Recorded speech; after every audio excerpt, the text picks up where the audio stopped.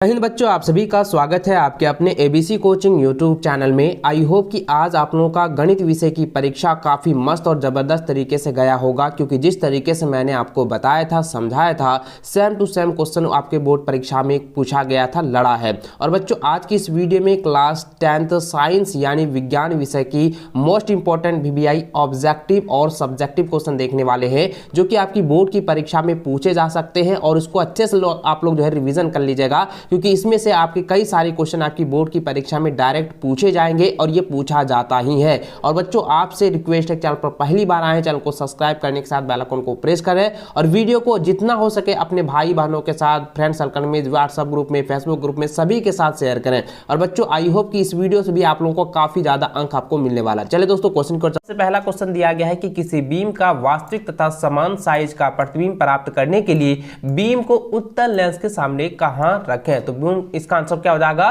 Focus दूरी के दुगनी दूरी पर जो है रखनी होगी, तभी जो है इसका प्रतिबिंब जो है प्राप्त हो पाएगा और वास्तविक और समान साइज का होगा। ठीक है, ऑप्शन बी इसका सही आंसर होगा।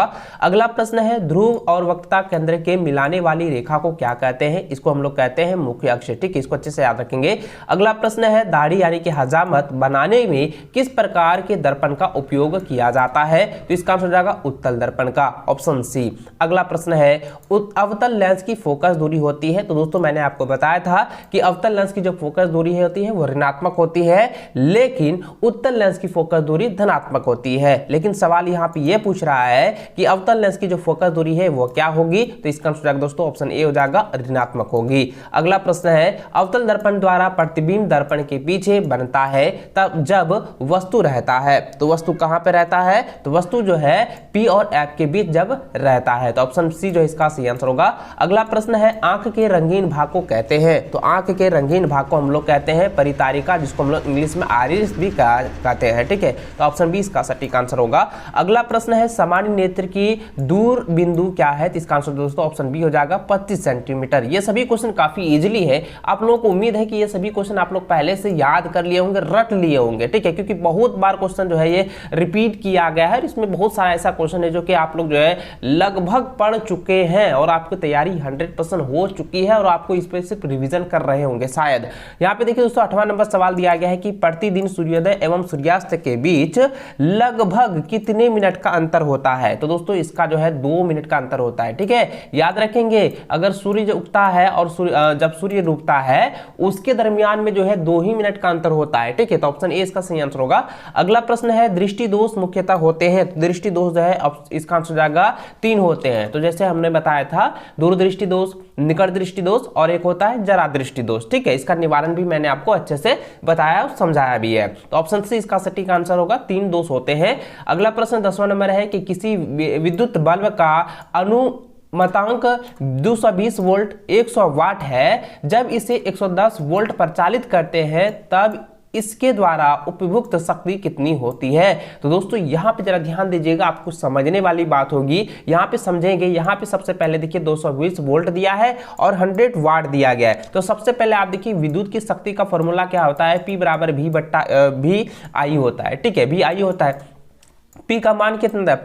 P का जो पावर है, तो यहाँ पे हो जाएगा कितना? ये जो है वोल्ट दिया गया है। ठीक है, वाट है, तो यहाँ पे सबसे पहले 100 वोल्ट लिख सकते हैं। और अब यहाँ पे हमको धारा ज्ञात करनी है, तो धारा हम लिखेंगे यहाँ पे 220 और इसको हम I लिखेंगे। तो I बराबर हम लिख सकते हैं ना, 110 हो जाएगा और इधर हो जाएगा 220 हो जाएगा। इसको हम कटाएंगे 1/2 और इसको हम करेंगे कितना हो जाएगा? 0.5। ठीक है, 0.5। अब इसको हम क्या वाट में ज्ञात करेंगे? तो इसको हम क्या करेंगे बच्चों? इसको जो है 100 से गुना करेंगे, तो क्या हो जाएगा? 50 वाट हो जाएगा। ठीक है, क्या हो गया? 50 वाट। तो 50 वाट कहाँ पे? ऑप्शन सी में है, तो यही आपका आंसर हो जाएगा। ठीक है, चलिए आगे बढ़ते हैं। 11 नंबर देखिए, यहाँ पे दिया गया है कि 1 कूलम आवेश में कितने इलेक्ट्रॉन होते हैं? तो इसका आंसर होता है 0.6 × 10⁻18 इलेक्ट्रॉन होते हैं। ठीक है, तो ऑप्शन नंबर जो है बी इसका सही आंसर होगा। इसको आप लोग अच्छे से जो है रट लीजिएगा।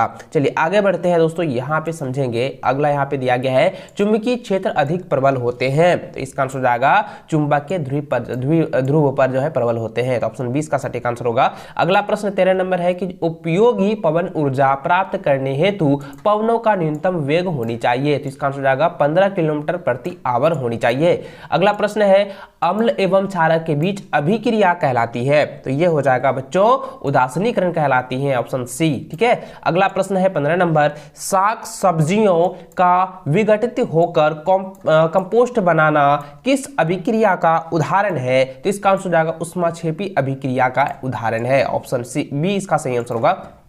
अगला प्रश्न दिया गया है BaL2 plus Na2SO4 BaSO4 plus 2Na किस प्रकार का अभिक्रिया है? तो दोस्तों यह जो है मैंने बहुत बार आप लोगों को बताया है कि अगर तत्व जो है एक दूसरे के साथ जो है विस्थापित करता है तो वह द्विविस्थापन अभिक्रिया होगी।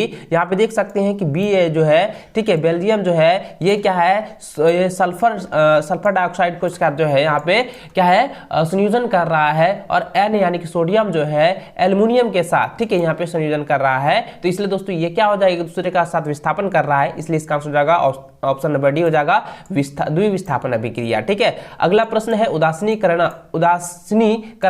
अभिक्रिया से प्राप्त होता है, यानी उदासीकरण अभिक्रिया से क्या प्राप्त होता है, लवण एवं जल दोनों प्राप्त होते हैं, इसलिए ऑप्शन सी इसका सही आंसर होगा। अगला प्रश्न है पदार्थ ABCD का pH का मान 2, 7, 10, 14 है, इसमें कौन सा पदार्थ अम्ल है? तो सबसे कम pH मान किसका है, A का है, जिसका क्या है क्रमशः यहाँ पे pH का मान 2 दिया है, तो इसलिए दोस्तों इसका आंसर क्या हो जाएगा, A जो है ये अम्ल है। ठीक है, चलिए अगला प्रश्न दिया गया है कि एंटीसेडिक का उदाहरण है। देखिए एंटासिड का उदाहरण क्या है बच्चों, मैंने बहुत बार इसको बताया हुआ है और ये रिपीटेड क्वेश्चन है। ठीक है, ये क्या हो जाएगा, मिल्क ऑफ मैग्नीशिया हो जाएगा, बेकिंग सोडा हो जाएगा, तो इसलिए दोस्तों इसका आंसर क्या हो जाएगा, ऑप्शन सी हो जाएगा दोनों। ठीक है, याद रखेंगे। अगला प्रश्न दिया गया है 20 नंबर की कौन सा पदार्थ क्लोरीन से अभिक्रिया करके विरंजक चूर्ण बनाता है? तो इसका आंसर हो जाएगा ऑप्शन नंबर डी हो जाएगा CaO हो जाएगा। ठीक है, कैल्शियम हाइड्रोक्साइड।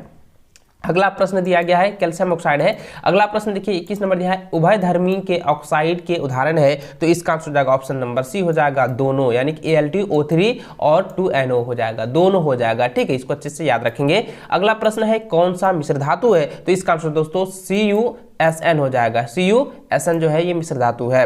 अगला प्रश्न दिया है चाकू से काटा जा सकने वाला धातु जो है वह कौन सा है? ये तो बहुत आसान नहीं, इसका आंसर हो जाएगा पोटेशियम। ठीक है, आप लोगों को मैंने पहले भी बताया हुआ था।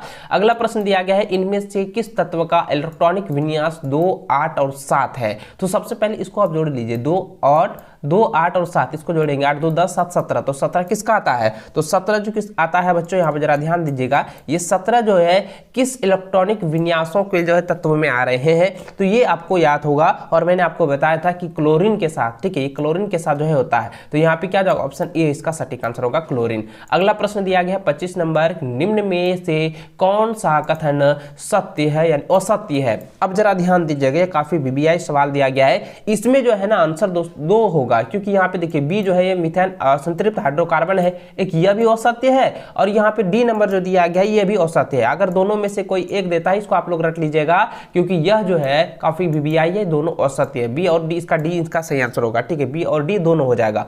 अगला प्रश्न दिया गया है कि 26 नंबर बेंजीन का अनुसूत्र क्या है? तो बेंजीन का अनुसूत्र होता है दोस्तों C6H6 होता है, तो ऑप्शन सी इसका सही आंसर होगा। अगला प्रश्न 27 नंबर दिया है इनमें से कौन तत्व उपधातु नहीं है? तो इसका आंसर हो जाएगा हाइड्रोजन, ऑप्शन डी। अगला प्रश्न है पाइरुवेट के विखंडन से यह CO2 H2O का ऊर्जा देता है और यह क्रिया होती है, तो यह क्रिया जो है किसमें होती है? तो इसका आंसर हो जाएगा माइटोकॉन्ड्रिया में होती है, तो ऑप्शन बी इसका सही आंसर होगा। अगला प्रश्न है कि पौधों में वाष्प उत्सर्जन किस भाग में होता है? तो इसका आंसर हो जाएगा पत्ता में होता है, ऑप्शन डी। अगला प्रश्न है अमाशय में कौन सा एंजाइम पाया जाता है? तो दोस्तों इसका आंसर हो जाएगा पेप्सिन पाया जाता है। ठीक है, क्या होता है? ऑप्शन डी इसका सही आंसर होगा, पेप्सिन एंजाइम जो है पाया जाता है अमाशय में। अगला प्रश्न दिया गया कि दो तंत्रिका के मध्य खाली स्थान को कहते हैं, तो इसका आंसर दोस्तों हो जाएगा सिनेप्सिन कहते हैं, सिनेप्स। ठीक है, सिनेप्स कहते हैं, ऑप्शन 20 का सही आंसर होगा। अगला प्रश्न है फल को पकाने के लिए कौन सा हार्मोन उत्तरदायी होता है? तो इसका आंसर हो जाएगा एथिलीन। ठीक है, तो एथिलीन जो होता है ये उत्तरदायी होता है, ऑप्शन सी इसका सही आंसर होगा। अगला प्रश्न है कि मलेरिया परजीवी का नाम है, तो मलेरिया परजीवी का क्या नाम है बच्चों? इसका आंसर हो जाएगा प्लाज्मोडियम, ऑप्शन ए इसका सही आंसर होगा। अगला प्रश्न 34 नंबर दिया है कि निम्न में से कौन सा मादा जनन तंत्र का भाग भाग नहीं है। तो इसका आंसर हो जाएगा शुक्रवाहिका, ये जो है नर मादा जनन तंत्र का भाग है। ठीक है, ऑप्शन सी इसका सही आंसर होगा। अगला प्रश्न देखिए यहाँ पे दिया गया है, बहुत ही इंपॉर्टेंट सवाल दिया गया है कि मानव शरीर में किस सामान्य कोशिका में गुणसूत्रों के कितने युग्म होते हैं। दोस्तों मैंने अगर बताया था कि अगर जोड़े में पूछा जाए तो आपको याद रखना है 23 जोड़ा होते हैं, अगर यहाँ पे संख्या में पूछा जाए तो आपको याद रखना है 46 होते हैं। ठीक है, तो इसका जो आंसर क्या होगा, इसका आंसर जो होगा ऑप्शन नंबर डी हो जाएगा, 46 गुणसूत्र होते हैं। ठीक है, याद रखेंगे। चलिए अगला सवाल देखें, यहाँ पे दिया गया है मानव के स्त्री में लिंग गुणसूत्र होते हैं। तो लिंग गुणसूत्र क्या होता है स्त्री में? ठीक है, स्त्री में क्या होता है XX होता है। ठीक है, तो ऑप्शन जो है ए इसका सही आंसर होगा। चलिए अगला सवाल देख सकते हैं दोस्तों, यहाँ पे दिया गया है कि निम्न में कौन जैव अनवीकरणीय पदार्थ है। तो इसका आंसर क्या हो जाएगा, DDT जो है यह जैव अनवीकरणीय पदार्थ है। ठीक है, ऑप्शन नंबर इसका सही आंसर होगा। अगला प्रश्न 38 नंबर है कि पेड़ पौधे जंतु तथा सूक्ष्मजीव पर्यावरण के कैसे घटक हैं। तो इसका आंसर हो जाएगा ऑप्शन नंबर ए हो जाएगा, ये सभी जो है जैविक घटक है। ठीक है, याद रखेंगे। अगला प्रश्न है कि ऊर्जा का गैर पारंपरिक स्रोत है। ऊर्जा का गैर पारंपरिक स्रोत क्या है बच्चों, यह जो हो जाएगा यह है कोयला। ठीक है, याद रखेंगे, ऑप्शन ए इसका सही आंसर होगा। अगला प्रश्न दिया गया है 40 नंबर की कुल्ह जल संचयन की एक पुरानी विधि है, यह निम्नलिखित किस प्रदेश में उपयोग में लाई जाती है। तो इसका आंसर दोस्तों हो जाएगा option number A, Himachal Pradesh में जो है ये उपयोग में लाई जाती है। ठीक है, तो देखिए दोस्तों हमारे स्क्रीन पर देखें तो सबसे पहला प्रश्न दिया गया है कि एक कूलाम आवेश की रचना करने वाले इलेक्ट्रॉनों की संख्या प्रकलित कीजिए। यानी दोस्तों एक कूलाम आवेश की रचना करने वाले इलेक्ट्रॉनों की संख्या आपको बतानी है। ठीक है, तो इसका उत्तर इस प्रकार आपको देनी है कि एक कूलाम आवेश में 1.6 × 10⁻⁻19 कूलाम होता है, जो कि एक इलेक्ट्रॉन के बराबर होता है। ठीक है, उसके बाद आपको यहाँ पे एक इलेक्ट्रॉन के बराबर लिख सकते हैं कि एक इलेक्ट्रॉन बराबर जो है 6.25 × 10⁻⁻19 इलेक्ट्रॉन होते हैं। तो इस प्रकार से जो है आपको आंसर देने हैं। अगला प्रश्न आपका दिया गया है कि हम वाहनों में उत्तल दर्पण का पार्श्व दृश्य दर्पण के रूप में, यानी कि उत्तल दर्पण का जो प्रयोग जो है वो पार्श्व दृश्य दर्पण के रूप में यानी कि साइड मिरर के रूप में क्यों करते हैं, यानी कि उसकी वरीयता क्यों कर देते हैं। तो दोस्तों इसका आंसर आपको इस प्रकार देने हैं कि हम वाहनों में उत्तल दर्पण का पार्श्व दृश्य दर्पण के रूप में वरीयता देते हैं क्योंकि यह सदैव सीधा व आभासी प्रतिबिंब बनाते हैं। इसका दृष्टि क्षेत्र बहुत अधिक होता है, जिससे ड्राइवर अपने पीछे के बहुत बड़े क्षेत्र को देखने में समर्थ होता है। तो इस प्रकार से दोस्तों इसका आंसर आपको लिख देने हैं। अगला प्रश्न तीसरा नंबर दिया गया है कि विस्थापन अभिक्रिया किसे कहते हैं, उदाहरण दें। तो दोस्तों यहाँ पे विस्थापन अभिक्रिया को सबसे पहले समझेंगे। इसका आंसर आपको इस प्रकार देना है कि वैसे रासायनिक अभिक्रिया जिसमें कोई तत्व या अणु किसी दूसरे यौगिक के परमाणु या परमाणुओं के समूह को हटाकर खुद उसका स्थान ग्रहण कर लेता है, विस्थापन अभिक्रिया कहलाता है। इसके एक उदाहरण भी आपको देने हैं कि Cu+H2SO4 जिसमें आप देख पा रहे हैं कि ये Cu जो है कॉपर जो है ये सल्फर के साथ यानी COSO4 के साथ जो है ये संयोग कर रहा है, और हाइड्रोजन जो है ये हाइड्रोजन क्या है, हाइड्रोजन को जो है इसके साथ जो है हटा दिया है, तो इसके स्थान पर क्या है Cu आ चुका है। तो इस प्रकार से दोस्तों आप यहाँ पे इसका एक उदाहरण को भी समझ सकते हैं, उदाहरण को भी आप दे दीजिएगा। ठीक है, चलिए अगला प्रश्न दिया गया है चौथा नंबर की आश्रित जल विद्युत का चालन क्यों नहीं करता है, यानी क्यों नहीं होता है जबकि वर्षा जल होता है। तो इसका उत्तर आपको देना है कि आश्रित जल में जो है हाइड्रोजन आयन नहीं होते हैं। वर्षा जल में अम्ल तथा अन्य अशुद्धियां उपस्थित रहती है। आयनों की उपस्थिति के कारण वर्षा जल विद्युत का चालन करते हैं। तो इस प्रकार से आपको उत्तर लिख देने हैं। अगला प्रश्न है कि हमारे अमाशय में अम्ल की क्या भूमिका है। तो इसका दो आपका भूमिका बताना है। पहला भूमिका देना है कि अमाशय में अम्लीय माध्यम उत्पन्न कर देता है जो पेप्सिन एंजाइम की क्रियाशीलता के लिए आवश्यक है। दूसरा बताना है कि भोजन में उपस्थित जीवाणुओं को नष्ट कर देता है। तो इस प्रकार से अमाशय के दो भूमिका आपको लिख देने हैं। अगला प्रश्न दिया गया है कि प्रत्यवर्ती क्रिया एवं टहलने में क्या अंतर है, जो कि बहुत बार एग्जाम में पूछा गया है, रिपीटेड क्वेश्चन है। इस क्वेश्चन को आप अच्छे से ध्यान में रखेंगे दोस्तों। साथ ही दोस्तों समजात अंक किसे कहते हैं, समरूप अंक किसे कहते हैं, उसको भी आप एक बार देख लीजिएगा क्योंकि उसमें से एक क्वेश्चन आपके कन्फर्म जो है बोर्ड एग्जाम में आने वाले हैं। देखिए दोस्तों इसका उत्तर आपको इस प्रकार देने हैं कि प्रत्यवर्ती क्रिया एवं प्रत्यावर्ती क्रिया जो है एक अनैक्षिक क्रिया है। ठीक है, प्रत्यवर्ती क्रिया है क्या है, एक अनैक्षिक क्रिया है जो स्वतः होती है और उस पर हमारा कोई नियंत्रण नहीं रहता, जबकि टहलना ऐच्छिक क्रिया है जिसे हम अपने अनुसार जो है नियंत्रित और परिवर्तित करते हैं। तो इस प्रकार से दोनों का आंसर आपको लिख देना है। अगला प्रश्न 7वां नंबर दिया है कि परितंत्र क्या है, इसके प्रमुख घटक के नाम तथा उदाहरण बताइए। तो सबसे पहले इसका आंसर देना है कि परितंत्र क्या है। तो उत्तर आपको देने हैं कि एक आत्मनिर्भर कार्यकारी जिस इकाई जिसमें जो है जैविक तथा अजैविक कारक सम्मिलित होते हैं परितंत्र कहलाते हैं। सभी परितंत्र एक दूसरे से जुड़े तथा संबंधित रहते हैं। इस प्रकार जीव मंडल सभी पारिस्थितिक तंत्र का एक बड़ा जाल होता है। घटकों के आपको नाम बता देना है, जैसे कि दो घटक होते हैं जैविक और अजैविक। तो सबसे पहले लिखेंगे जैविक में पौधे एवं जंतु, अजैविक में मिट्टी एवं वायु। इस प्रकार से इसका उदाहरण भी आपका हो जाएगा, ठीक है। तो इसको आप इस प्रकार से आप आंसर दे सकते हैं। चलिए अगला प्रश्न देखिए, 9 नंबर दिया गया है कि निकट दृष्टि दोष क्या है, इसकी निवारण के लिए किस प्रकार के लेंस का उपयोग किया जाता है। तो सबसे पहले हम समझेंगे निकट दृष्टि दोष क्या है। तो दोस्तों इसका उत्तर देना है कि नेत्र का ऐसा दोष जिसमें निकट रखी वस्तु को स्पष्ट रूप से देखा जा सकता है परंतु दूर रखी वस्तु को स्पष्ट रूप से नहीं देखा जा सकता है, निकट दृष्टि दोष कहलाता है। इस दोष को दूर करने के लिए उचित फोकस वाले अवतल लेंस के चश्मे का उपयोग किया जाता है, ठीक है। चलिए अगला प्रश्न देखिए, 10वां नंबर दिया गया है कि ऊष्माक्षेपी तथा ऊष्माशोषी अभिक्रिया में क्या अंतर है। तो ऊष्माक्षेपी का अर्थ होता है ऊष्मा का उत्पन्न होना और ऊष्माशोषी का अर्थ होता है ऊष्मा का अवशोषण होना। तो इस प्रकार से आप परिभाषा के अनुसार लिखेंगे ऊष्माक्षेपी में सबसे पहले कि वैसी रासायनिक अभिक्रिया जिसमें अभिक्रिया के बाद उसमें ऊष्मा उत्पन्न होती है उसे ऊष्माक्षेपी अभिक्रिया कहते हैं, जैसे C+O2 CO2 प्लस ऊष्मा। तो इस प्रकार से आप यहाँ पे समीकरण में उदाहरण भी दे सकते हैं। उसके बाद दोस्तों ऊष्माशोषी के बारे में बताना है कि वैसी रासायनिक अभिक्रिया जिसमें ऊष्मा का शोषण होता है उसे ऊष्माशोषी अभिक्रिया कहते हैं। जैसे में एक उदाहरण दे देना है कि CaCO3 CaO plus CO2 minus ऊष्मा। इस प्रकार से आप ऊष्माशोषी का उदाहरण लिख देंगे, ठीक है। चलिए अगला प्रश्न देखिए, 11 नंबर दिया गया कि समजातीय श्रेणी क्या है, उदाहरण के साथ समझाइए। सबसे पहले जानेंगे समजातीय श्रेणी को। तो देखिए इसका उत्तर देना है कि कार्बनिक यौगिक की वह श्रेणी जिसके सभी सदस्यों में एक ही प्रक्रियात्मक समूह रहता है और जिसके किसी भी दो क्रियात्मक सदस्यों के आणविक सूत्रों के बीच अंतर रहता है उसे समजातीय श्रेणी कहते हैं। तो किसका अंतर रहता है बच्चों, तो इसका जो है -CH2 का, ठीक है, CH2 का जो है अंतर रहता है सभी प्रक्रियात्मक समूह में, ठीक है।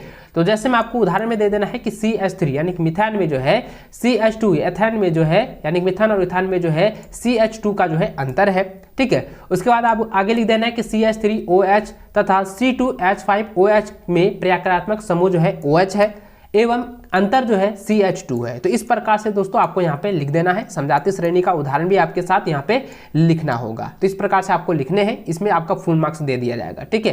चलिए आगे बढ़ते हैं। अगला प्रश्न दिया गया है कि स्वपोषी पोषण और विषमपोषी पोषण में क्या अंतर है। तो सबसे पहले लिखेंगे निम्नलिखित अंतर है। आपको एक जो है ढांचा बनाना है, स्वपोषी पोषण लेफ्ट साइड में और राइट साइड में विषमपोषी पोषण, ठीक है। बारी बारी से इसका जो है पॉइंट बाय पॉइंट दर्शाएंगे। सबसे पहला पॉइंट लिखेंगे स्वपोषी पोषण में, स्वपोषी पोषण हरे पौधों में होता है। तो विषमपोषी पोषण में पहला पॉइंट लिखेंगे विषमपोषी पोषण हरे पौधे तथा कुछ शैवाल को छोड़कर बाकी सभी जीवों में होता है। स्वपोषी पोषण का दूसरा पॉइंट लिखेंगे यह ऐसे घटक हैं जो प्रकाश संश्लेषण द्वारा अपने भोजन का निर्माण स्वयं करते हैं। दूसरा में लिखेंगे दूसरा पॉइंट, यह भोजन के लिए स्वपोषित घटक द्वारा संश्लेषित पदार्थों पर निर्भर होते हैं। तीसरा पॉइंट लिखेंगे स्वपोषी पोषण में इसमें क्लोरोफिल होता है। विषमपोषी में तीसरा पॉइंट लिखेंगे इसमें क्लोरोफिल नहीं होता है। चौथा पॉइंट इसमें लिखेंगे इसमें प्रकाश संश्लेषण होता है, इसमें लिखेंगे इसमें प्रकाश संश्लेषण नहीं होता है। आगे दोस्तों यहाँ पे लिख देना है, छठा पॉइंट आपको यहाँ पे बता देना है स्वपोषी पोषण में उदाहरण में लिख देना है कि हरे पौधे, स्वपोषी जीवाणु ये सभी स्वयंपोषी पोषण के उदाहरण है, ठीक है। और पांचवा पॉइंट विषमपोषी में लिख देंगे उदाहरण में कि अमीबा, मेढक, मनुष्य आदि जो है ये सभी विषमपोषी पोषण के उदाहरण है। तो इस प्रकार से दोस्तों आपको जो है ढांचा नुमा जो है आपको आंसर लिखना है, आपको इसी प्रकार से बताना है, क्योंकि यह जो है आपका काफी स्टैंडर्ड लगता है और इसमें आपको एक भी नंबर कटने का कोई कोई गुंजाइश नहीं रहता, आपका पूरा का पूरा मार्क्स दे दिया जाता है, ठीक है। और यानी कि दोस्तों आप जबकि वाला में लिखते हैं ना, जैसे कि हम परिभाषा के अनुसार लिखते हैं कि स्वपोषी पोषण हरे पौधों में होता है, जबकि विषम पोषी पोषण हरे पौधों और कुछ सवालों को छोड़कर बाकी जीवों में होता है। तो इस प्रकार में क्या होता है कि कभी कभी नंबर बाय मिस्टेक से कट जाता है, और इस तरीके से अगर ढांचा अनुसार लिखते हैं ना तो एक भी नंबर नहीं कटता है, एग्जैक्ट आपको पूरा तरह से मिल जाता है। और पॉइंट मेन पॉइंट है उसको आप लोग हाईलाइट भी कर दीजिएगा, ये काफी इंपॉर्टेंट बात है, आप लोगों को याद रखना है, ठीक है। चलिए आगे बढ़ते हैं दोस्तों। अगला प्रश्न दिया गया है 14 नंबर कि लैंगिक एवं अलैंगिक जनन में क्या अंतर है। तो पर उत्तर लिख देना है कि लैंगिक जनन नर युग्मक एवं मादा युग्मक की संलयन द्वारा जनन को लैंगिक जनन कहते हैं। यह बहुकोशिकीय जीवों में होता है, जैसे कि स्पाइरोगामा में, ठीक है, ये हो जाएगा स्पाइरोगामा में होता है। आगे लिख देना और लैंगिक जनन में कि जिसमें केवल एक ही जीव भाग लेता है लैंगिक जनन कहलाता है। यह एक कोशिकीय जीव में होता है, जैसे अमीबा। इस प्रकार से दोस्तों लैंगिक और अलैंगिक जनन में अंतर आपको बता देने हैं।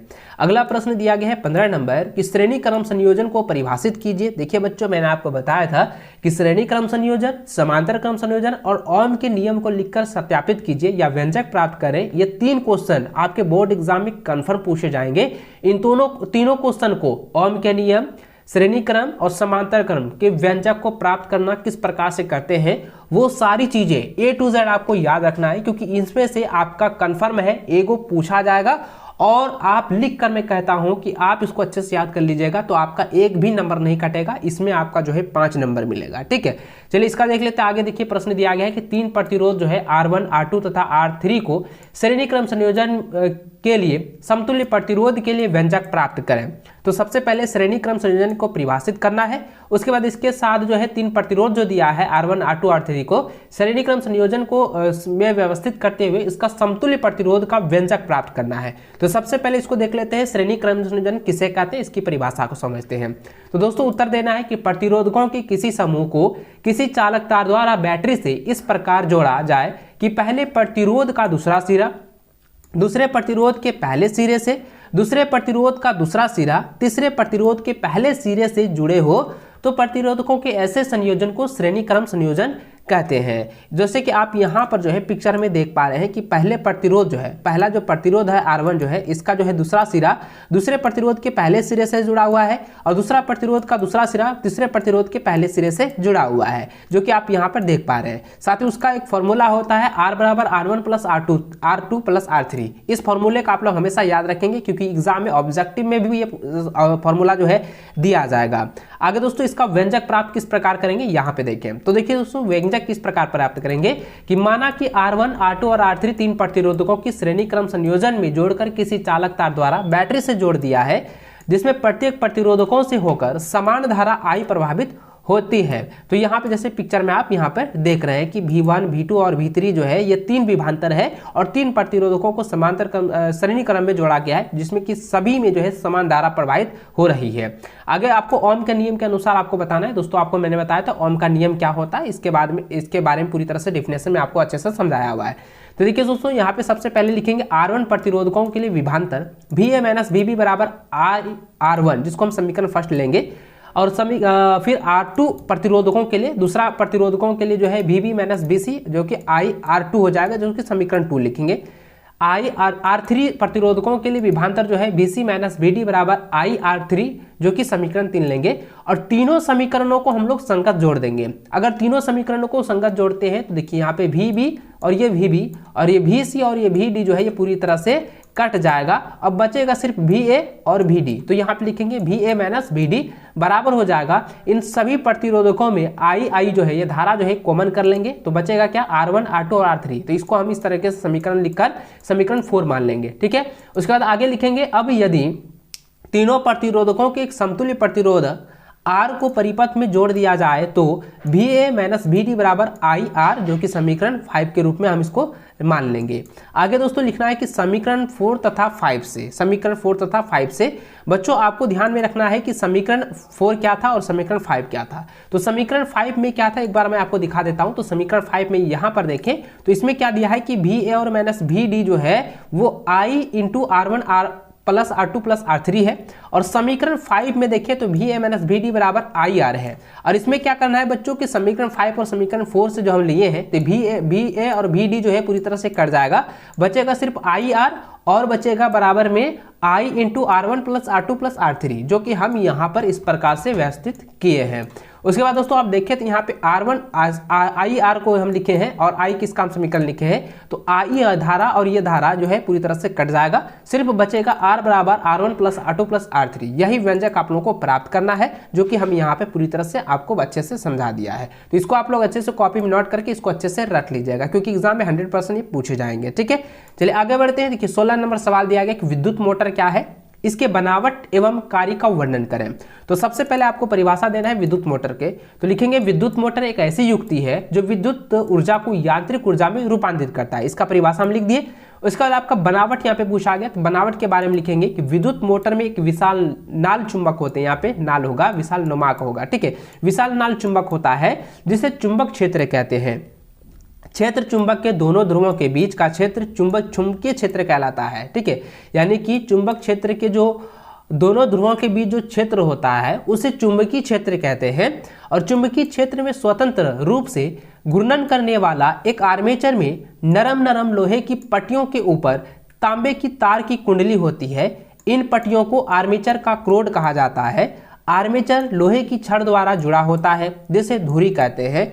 धुरी के अंतिम छोर पर दो अर्धवलय R1 और R2 व्यवस्थित होते हैं। इन वलयों में से एक कार्बन ब्रूस इस प्रकार व्यवस्थित होता है और एक पेच द्वारा चालक तार के बैटरी से जोड़ दिया जाता है, जो कि दोस्तों आप यहाँ पर जो है पिक्चर में आप अच्छे से समझ पा रहे हैं। यहाँ पे आप ध्यान देंगे, इस पिक्चर को आप लोग अच्छे से समझिएगा, क्योंकि यह जो है पिक्चर को आप लोगों को बनाना काफ़ी BBI इंपॉर्टेंट है, क्योंकि यह जो है एग्जाम में आपको 100% बनाना है। अगर आप इसको नहीं बनाते हैं तो आपका 2 नंबर वहाँ पे कट जाएगा, सिर्फ आपको 3 नंबर मिलेगा 5 नंबर में। अगर पिक्चर बना देते हैं, भाषा में 1-2 वर्ड आपका छूट भी जाता है तो आपको पूरा का पूरा मार्क्स वहाँ पे मिल जाएगा। ठीक है, उसके बाद दोस्तों इसका जो है कार्यविधि को भी लिख देना है। तो कार्यविधि में क्या लिखना है कि परिपथ पूरा हो जाने पर आर्मेचर में धारा प्रवाहित की जाती है। जब क्षेत्र चुंबक के चुंबकीय क्षेत्र के कारण कुंडली के AB तथा CD भुजाओं पर समान मान के परंतु विपरीत दिशा में बल लगता है, जिससे एक बार युग्म में बनता है और आर्मेचर घूमने लगता है या घूर्णन करने लगता है। आधे घूर्णन के बाद जब CD भुजा ऊपर चला जाता है और AB भुजा जो है नीचे आ जाता है, तब वलयों के स्थान बदल जाते हैं। तब क्या होता है, वलय के जो स्थान है, यानी कि जो अर्धवलय था, एक अर्धवलय था, यहाँ पे देखें ये जो वलय दिया गया है यहाँ पर, तो ये वलय जो है पूरी तरह से अपना स्थान जो है बदलने लगता है और यह प्रक्रिया जारी रहती है। ठीक है, तो यहाँ पे क्या होता है, धारा की दिशा जो है वही बनी रहती है। यदि दूसरी में, यानी कि आपका जो धुरी है, ठीक है, यानी कि धुरी में जो है एक पंखे का ब्लेड जोड़ दिया जाए तो पंखा घूमता रहता है। यह तब तक घूमता रहता है जब तक आर्मेचर में धारा की प्रवाहित होती रहती है। इससे यह सिद्ध होता है कि विद्युत ऊर्जा को जो है यांत्रिक ऊर्जा में यह बदल सकता है या बदला जाता है। इसलिए दोस्तों इसका आंसर इस प्रकार से आपको लिख देना है। ठीक है, चलिए आगे बढ़ते हैं। 17 नंबर सवाल दिया गया है कि निम्नलिखित समीकरण को संतुलित कीजिए। तो पहला समीकरण यहाँ पे दिया गया है कि N2H2 और NH3। बच्चों सबसे पहले मैं आपको बता दूं कि समीकरणों को संतुलित करना क्यों आवश्यक होता है। दोस्तों आपको याद होगा, मैंने आपको जो है रासायनिक अभिक्रिया एवं समीकरण के बारे में अच्छे से आपको समझाया था और मैंने बताया था कि समीकरणों को संतुलित करने में सबसे पहले ये देखा जाता है कि उसके तत्वों की जो मान है, तत्वों का जो संख्या है वो बराबर है या नहीं है, उसका जो अणु है वो बराबर है या नहीं है। जैसे कि आप यहाँ पे देखें तो N जो है वो 2 है, H जो है वो 2 है और यहाँ पे N जो है अकेला है और H जो है 3 है। अब इसको हमको बराबर करना है। अगर बच्चों मैं यहाँ पे कर दूं, यहाँ पे इसको हम सिर्फ 2 कर दे, तो यहाँ पे देखिए N जो है मेरा 2 हो गया, लेकिन H मेरा क्या हो गया, H मेरा 6 हो गया। तो 2 और 3 6 हो गया ना। तो अभी यहाँ पे क्या करेंगे, यहाँ पे हम लिख सकते हैं 3। तो इस प्रकार से हम इस प्रकार से इसका जो है तत्व को समान कर दें तो ये संतुलित हो जाएगा। ठीक उसी प्रकार से हमने यहाँ पर आपको करके दिखा दिया है। जहाँ पे देख सकते हैं यहाँ पे आपको सिर्फ 3 लिख देना, ये आपका समीकरण संतुलित हो जाएगा। ठीक है, उसी प्रकार से दोस्तों यहाँ पे दूसरा नंबर जो दिया गया है उसी प्रकार से मैंने आपको यहाँ पे पूरी तरह से सिद्ध करके दे दिया है। आप इसको कॉपी में नोट कर लीजिएगा। ठीक है, चलिए आगे बढ़ते हैं। देखिए अगला प्रश्न देखिए 18 नंबर दिया है कि मनुष्य में श्वसन तंत्र का नामांकित चित्र बनाइए। तो सबसे पहले श्वसन तंत्र का एक नामांकित चित्र बनाना है, जो कि आप यहाँ पर जो है अच्छे से आप देखें। इसी प्रकार से आपको वहाँ पे बनाना है और सभी में जो है नामांकित कर देना। यह जो है नासिका है, यह जो है ग्रसनी है, यह जो है लैरिक्स है, यह श्वास नली है, फेफड़े है, श्वासनी यानी कि ब्रेकाई है, और ये है श्वास नलिका यानी कि इसको कहते हैं ब्रैक्नियोल और इसको कहते हैं मध्यपट। ठीक है, तो इसको जो है इस प्रकार से नामांकित कर देना है। ठीक है, इसको आप लोग क्लियर कर लेंगे। चलिए आगे बढ़ते हैं। 19 नंबर सवाल यहाँ पे दिया गया है कि लिंग निर्धारण का क्या तात्पर्य है। बच्चों में मानव में बच्चों का लिंग निर्धारण कैसे होता है। तो सबसे पहले निर्धारण क्या है इसको हम लोग समझेंगे। लिखेंगे किसी शिशु के जन्म से पूर्व उनके अथवा मादा होने की भविष्यवाणी करना लिंग निर्धारण कहलाता है। आगे आपको लिख देना है, पॉइंट बाय पॉइंट दर्शाना है कि महिलाओं में 2 लिंग गुणसूत्र एक ही प्रकार के होते हैं, एक्स और एक्स यानी कि एक्स एक्स।